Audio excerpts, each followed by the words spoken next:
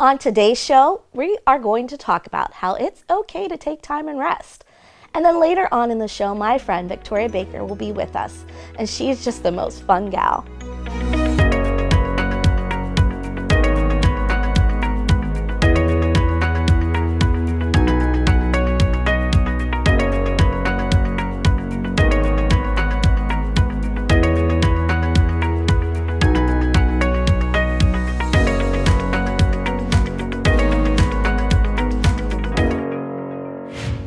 Before heading into our question about rest and how important it is, I wanted to share some facts about rest.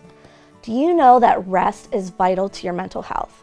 Rest enables us to concentrate better and to remember more. It actually reduces stress and improves our mood. Rest provides a healthier immune system and reduces stress. Rest produces productivity and creativity. Weight loss can even happen when you rest. And these are all facts and have been proven, but I do wonder about that last one because, well, I do get a lot of rest. Anyway, because these things have been proven to happen if we take the time to rest, then you would think we would probably be better at resting. I believe the benefits that I just spoke about far outweigh the belief that we need to fill all our time with so many things. Matthew 11:28 says, "Come to me, all you who are weary and burdened, and I will give you rest." You see, God never meant us to be so overloaded by life, so tired, so completely exhausted. No, He says, "Come to me, and I will give you rest." You know why? Because He knew the importance of rest. The question is, do we? When we come back, we will talk about this very thing. Just three ladies with big opinions, always with a biblical standpoint to back it up. So let's talk about it.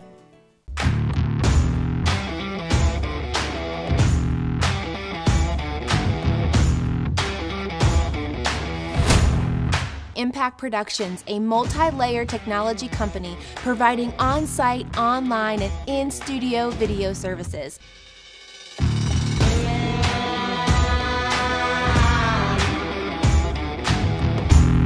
Contact Impact Productions to capture your story.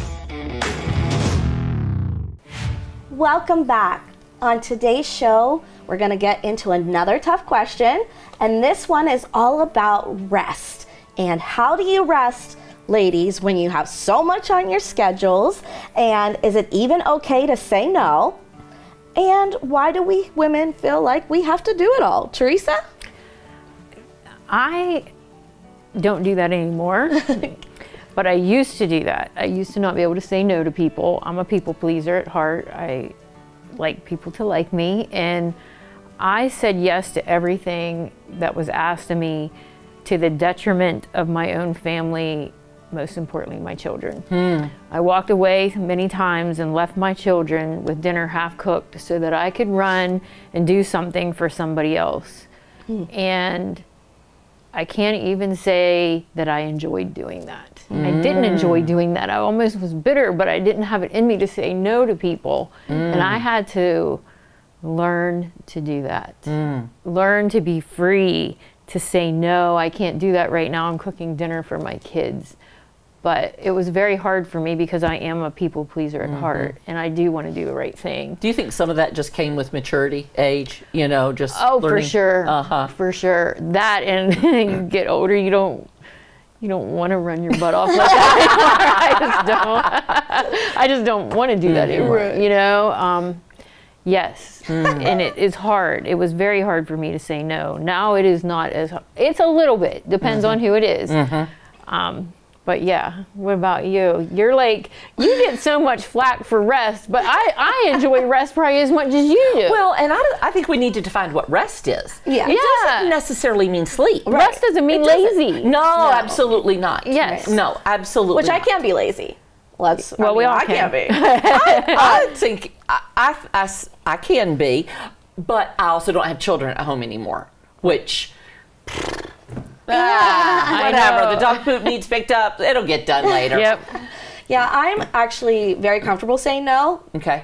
and I wish that's a trait that my husband would maybe learn, because he does not say no. But I'm okay with saying no. I don't feel like I need to do everything, and I've always just been that type of person. So that is not something you learned. That's something, it's your personality. A personality trait, I would say. Yeah, I had to learn it. Yeah. I definitely did. I'm definitely a people pleaser. Yes, yes, yes. Something that I feel like, a positive and negative that came out of COVID. Because everything was shut down.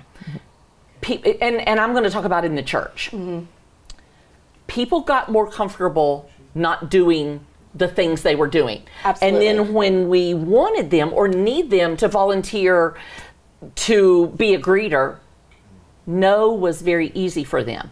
Now, I think we need to be very careful what we're saying no to and the reasons why. The same as careful saying yes and why we're doing that. Absolutely. I really do. Bringing up COVID, it was funny. We would put our son Jackson in a lot of different activities, especially when it came to baseball. Baseball wasn't just a summer sport for him. It was like, okay, we're doing fall ball, we're doing these clinics, baseball, baseball, baseball, baseball. And one time we asked the question to him, you know, what have you liked best about COVID? And he's like, I like that I haven't been so busy. I was like, oh. And how old was he during COVID? So he would have been about 14. That's a big deal. You know, and I was like, wow, you know, I didn't even realize that. So that kind of shocked me. And it was good to hear too also, like, okay, we're putting too much on his schedule. I remember even like for myself before COVID, I'd have this calendar, and I still do it, and I write everything on that we have going on. I'm more of, you know, I don't put it in my phone. I write it on this calendar. And the 1 month was like every day had something. And I took a picture of it and posted on Facebook and was like almost proud, like, oh, look, I have something to do every day. And I'm like, why? Why am I proud that there's something to fill my time every day? And don't we do that sometimes, like with Facebook? Absolutely. Like, oh, look at me, I have something to do every day. It's a type of martyr. I mean, honestly. This is a book that we did as a staff, The Emotionally Healthy Leader. And honestly, I hated it. I did. I hated this book. But we did it, and I did learn things from it. So even though I hated it, and maybe I hated it because it was true. That might be part of why I hated it. But there was something in this book, if you'll just let me entertain you for a second. It says, did you know that a consistent pattern of overworking can impact the neurochemistry of your brain? When we are constantly in an intense and demanding environment, our brains release hormones and chemicals to help us meet the challenges we face. Over time, the body becomes accustomed to these hormones and chemicals to the point that we develop a kind of dependency on them. And in some cases, business executives in intense environments have actually developed clinical adrenaline addiction. I know that to be true because my husband had a very intense position in his job, and he never had a moment's peace, and he was always solving problems. He was the man of the hour. Get it done, get it done, get it done. It started when he woke up, and it went on till 8 or 9 o'clock at night. And then he got a different position, and all that drama was taken away. And Did he crash? He crashed. It bothered him. Wow. He felt like he was disconnected. He felt less important. The whole 9 yards. And this book also says, and then I will quit talking, but it also says that the culture shackles us in chains, telling us our only value is in what we achieve or produce, that we are losers unless we accomplish more, whatever it may cost. And we are doing well only if things are bigger and better.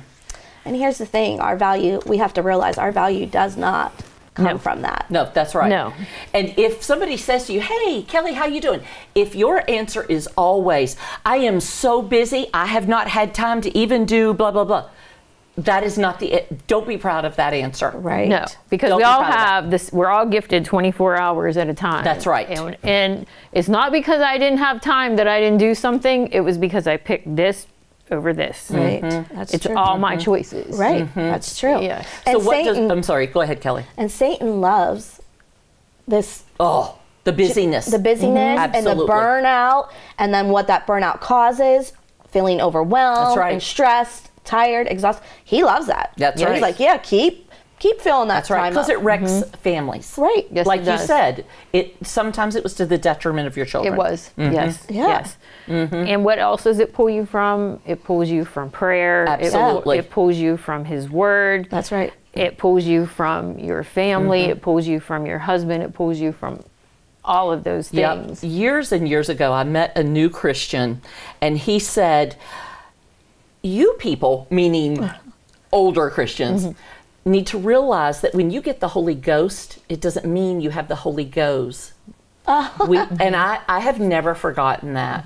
I've never, because we do. We become so busy with the church, Right. even, Right. that it is unhealthy. That's true. Yes. Yeah. Because So we what think does we're putting good things. Yeah. What does rest look like for you? And I don't mean sleeping necessarily. Right. Right. But what does it look like You know, for you? when I think of rest, taking a walk and looking at nature, looking at the leaves Okay. right now, like that's restful. Reading a good book, just sitting down and reading, or a warm chocolate chip cookie. Oh, like, I absolutely. know. Like that's like restful and just Yeah. makes you feel warm. That soup makes you feel warm. Things like that's a bubble bath. Things like that. That's I think people too mistake their social media time for rest time. I think we need to be very cautious yeah. of what that is doing in our brains, Yeah. whether it's social media, gaming, whatever. That is not necessarily a restful thing. I'm not saying it can't be. I'm saying we need to be really cautious of Yeah, that. think of what it might be doing Yes, when exactly. you're. What are you seeing? Is it Yeah. making you feel anxious and worried? Well, then Yes. that's not restful. Right. Yeah, Right. so Well, absolutely. because I don't necessarily enjoy taking a walk outside, but I also think rest doesn't have to mean not doing anything. Right. I enjoy cooking. I enjoy reading. Right. I enjoy Things that are sitting- refreshing. That's exactly right. Refocusing. That's exactly right. We have to be very careful that those are the things that are accomplished Right. when we rest. Right. Yeah, absolutely. And another thing is just sometimes we need to just rest in His presence. Yes. You know, just rest in His presence. Stop talking. Just rest in His presence and see what He wants to say and move in and through you. Absolutely, Kelly. So that's important Absolutely. too. Yes. When we talk about Definitely. rest. Definitely. Yep, I agree. And I think, like you said, it just becomes a wedge in everything that you do. And I mean, shoot, sometimes I like to just go walk through Target. Yeah. And that is Yeah. restful to me. Now, Right. Yeah. guys will never understand why we like to go walk through Target. I don't even have to buy anything, but I just enjoy that. Yeah. But I also, like you said, I like the solitudes of morning with my coffee and just me and the good Lord with nothing That's else. right. Yeah. Right. Well, I just want to tell people this one little fact that I found as we wrap up. Do you know in Europe that they take 5 to 6 weeks of vacation? They get 5 to 6 weeks. And in France, it actually shuts down in the whole month of August so that people can rest and be refreshed. We don't have that here, but hey, I think we should because, man, we need to learn how to rest a little bit better. When we come back, we'll be with our guest for the day, Victoria Baker. Made by Vogel is a father and son business that produces high-quality handmade wooden products such as cutting boards, bowls, bottle stoppers and more.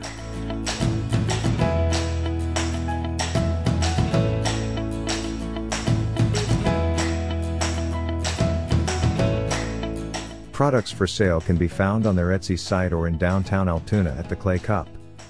You can't go wrong buying from Made by Vogel.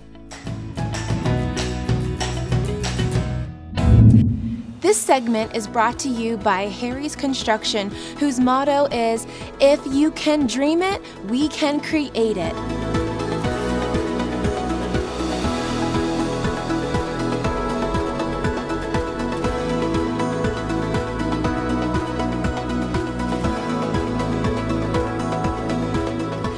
They are the kitchen and bath design experts, so call Harry's Construction for all your remodeling needs. Welcome back. Today I am so excited to have Victoria Baker with us. She is a good friend of mine, and she's so fun to hang out with, so I'm just so glad she can participate with us today. Victoria, tell us a little bit about yourself before we get into the question. Sure thing. So I've been married for 22 years this year. I have 3 children, a 20-year-old, an 18-year-old, and a 14-year-old. So that's super exciting. I work full-time, and my husband and I started a church about 5 years ago. We've been in this area for close to 22 years. So yeah. So what I wanted to ask you today, and I just think this is a really interesting kind of thing that can happen, especially as pastors' wives, that, you know, you were part of a church for a long time and then you transitioned and God led you to start your own church. And I just want to know what that process looked like and some of the struggles and some of the highs too with it. Can you tell us about that? Sure. Yeah, it was super interesting. Definitely a lot of steps of faith in the dark, so to speak. Yeah. And it was just really interesting watching God meet us on the other end of that. You know, and taking these steps, I say in the dark, and if anybody has kids, hoping you don't step on a Lego type of situation.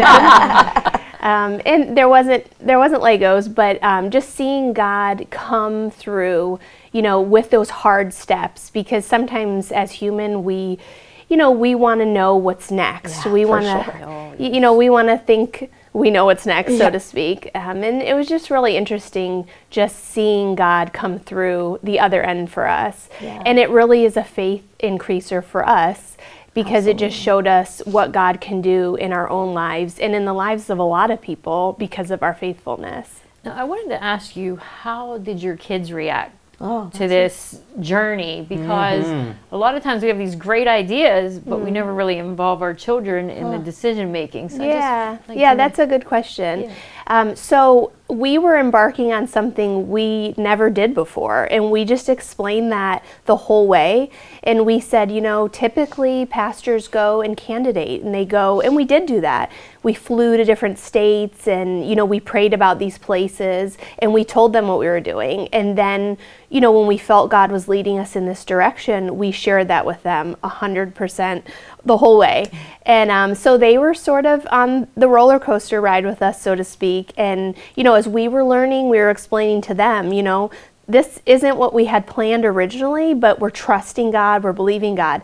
And the coolest thing is that they got to see God come through. And to me, that's like a blessing as a mom, you know, to see that kind of stuff, because you could teach your kids about faith and, you know, being faithful, but for them to see, you know what I mean, like just thinking like, oh, we don't have any chairs, or we don't have a building or stuff like that, and then watch God like provide it, they were blown away like we were. So yeah, it was neat as a family, you know, to grow your faith in that way. That was a great question, Teresa, because it is important to see, like, okay, how do we involve our kids into this? How can we bring them into this scary, unknown situation? Yeah. I loved how you said, like, it's building their faith along the way. Yeah. It was not only eye-opening for us, but for them. Right. And that's like a lesson I could never teach them. I couldn't, I mean, you can, you know, but like they got to live it, and that was the best part. Right. Yeah. That's awesome. I love that. Yeah. We need to do that probably more with Absolutely. our kids. Bring them in on it. Don't keep them separate from it. Well, frequently we want to protect our kids. Right. And that you just let them wade through it with you. I love that. Yeah. I love that. Well, my husband was a pastor's kid and I was not. So there really isn't a total guidebook, I think, to pastors' kids. And I might be an over communicator. So I wanted them in on every little detail, and I wanted them to know, you know, why we're selling our house and why we're doing this, because they deserve to know. It was their, it's their life. And, you know, I think as pastors' wives too, you're trying to protect your kids from so many things, but it was a very good experience, I think, for them to be involved in all that. Awesome. Yeah. So what was the first couple months like when you open your doors to this new building? You might have faces you don't know, people you don't know, maybe some you did. What was that like? It was really interesting to get to that point because a lot of it, like I said, was steps in the dark. And then to finally be there, it was like, whoa, you know, here we are, we're having church. And it was just such, almost like a release type of feeling. It was good. It felt so good. And then it felt so good to meet new people and see people be saved. And when the fruit of our labor, so to speak, was coming forward, it was like, this is why we were in the dark in this season, because God had this. Wow. So it was neat. It was really neat. How long was the process from when you first started feeling God prod you toward this to when you started having church? It was a solid year, I would say. Was it? Okay. Yeah. Because I think a lot of people said, oh, you should do this. And initially we put them sort of on like the little crazy shelf. That's not what we ever thought of. That's not on our radar. So I think for us, we had to go on a little journey of interviewing and doing different things, which led us back to that point. And then lots of confirmation through people that I didn't even know, confirming what we felt God wanted us to do. And really, it was a solid year. So when we got to that point of opening doors, it was like, whoa, here we are. This is so cool. This is awesome. And then just seeing people come, really, we're in a generation of social media, so really people were coming, just seeing stuff online, seeing us, you know what I mean, share, you're invited, or, you know, what are they invited to, what is this? So it was just neat to see people show up in that manner, and know people from that day one still, which is really cool. So now, I know you're a pastor's wife and God led you to open doors to a new church, but explain to someone who maybe not even they're a pastor's wife, but they just feel led, you know, they're moving maybe out of town and so they have to go to a new church, but they went to this other church for so long. Yeah. Tell them maybe some advice that you could give them, like, you know, for yourself moving into a brand new building, new people and things like that. I think it's definitely worth stepping out there and just trying something new. It doesn't hurt. You know, you're still loving God, you're still a Christian, you know, you're not, you know, I always say that sometimes people will leave your church and 99% of the time, this is my statistic, but I just made this up. Disclaimer. Just pulled that out of the air. I mean, but honestly, you could probably agree, most people aren't going into Satanism. They're just going somewhere else. They're trying something else, which, so I say, that's not a bad thing. You know, maybe God has, you know, another ministry or a different avenue for you. I've seen friends leave places and go somewhere else, and they're heading up ministries and doing all this stuff. And, you know, in the back of my head, I think, wow, if you stayed at that place, you may have always been, you know, at that level. And they took a step of faith and God's using them in just crazy ways I would have never thought, you know. So it could be a step of faith into something God has for you. Because the kingdom is bigger than just your church or my church. Yeah.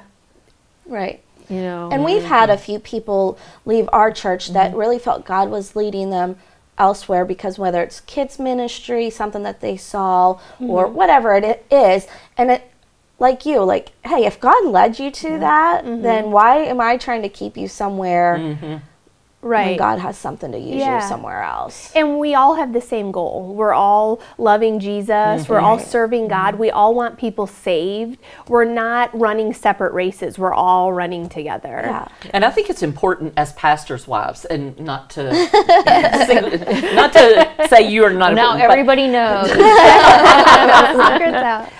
but to remind each other of that. Yeah. Because it can be easy to take it personally, and to remember, no, God is working. That's important. I need that reminder. Yeah, I need absolutely. that reminder. And I think, and you do too, Teresa.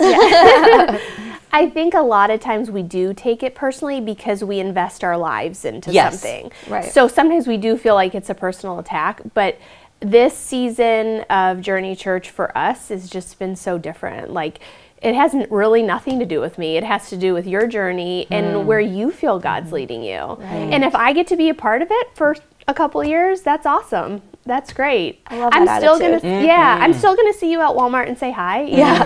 It's all good. Yeah. So Right. yeah, And how long have y'all been meeting now? for 5 years. Okay. So this Okay. July, it was our 5-year anniversary. Great. Yeah. I cannot believe it's been 5 years. I know. Me it seems to either. have gone so Me fast. either. Every year that comes by, I'm like, I just can't. Where are they going? The year, it's crazy. And just real quick, what would you say you've seen in these last 5 years? What has been like the best parts of this journey? Probably the stuff that has nothing to do with me, because sometimes in ministry you think like you're putting this on or you're doing this and you know what I'm saying, you're working so hard, but when you see somebody and God's like just radically changed their life because of my little baby steps in the dark, you know what I mean, or my husband's or whatever, that's the coolest thing, because it's just not about us and it's about what God's doing. And I think sometimes if we could realize that, that's like mind-blowing, Right. you know, and what God wants to do through you or through your church or through the church in general, it's huge. Oh, I love that. Well, thank you so much for sharing your story. And I just love that you said, you know, it's not about us. It's about what God wants to do in and through people. And if we can keep our eyes on that fact, That's right. we'll get a lot further. Yes. So when we come back, we'll have your tip. Let's Talk About It is a Joy in the City production. Joy in the City is a program highlighting people and organizations having an impact in our city. All too often, we hear about the problems and dysfunction in our culture, but we are coming with a different approach as we take a look at the good things going on right here in our community. Be sure to join us Sunday at 12:30 p.m. on ABC 23. Today's tip is a cooking tip. During those chilly months, I love to make different types of soups. Maybe it's chili or chicken noodle, broccoli and cheddar, that's a favorite. A good soup will bring comfort for some reason during those chilly months. Today I want to share a favorite soup recipe that is even healthy. It's a take on Supo Toscano, and what makes it healthy is that you use cauliflower instead of potatoes. You might think, nope, I'm not going to do that. It will ruin it, but let me say, try it just once, and I bet you will agree with me that using cauliflower doesn't ruin it one bit. It's actually pretty good. So here's what you're going to need. You're going to need 1 large pot, 1 small onion, 2 cups of kale, 1 pound of mild sausage, 6 slices of bacon chopped up, 4 cups of fresh cauliflower, 1 cup of heavy whipping cream, 3 cloves of garlic minced, 4 cups of chicken broth, and then salt and pepper to taste. Then you're going to get that large pot, put it on medium heat, brown the sausage, and cook the bacon. Once the pink is gone and the onion and garlic put in, you saute that for a few minutes. Then you're going to drain off that extra fat and add in the cauliflower and chicken broth and simmer that for 15 minutes on medium heat until the cauliflower is tender. Then reduce the heat and add in that heavy cream and kale. Remove from heat and stir and serve. Now this is actually a keto-friendly recipe for those wondering, but even if you're not on keto, this soup does not disappoint. I encourage you to give it a try, let me know what you think, and then if you have a good easy soup recipe, send it our way. I for one would love to try it. You can post it on our Facebook page, Let's Talk About It. And we will see you next week with another hard question that might get you saying, hey, let's talk about it.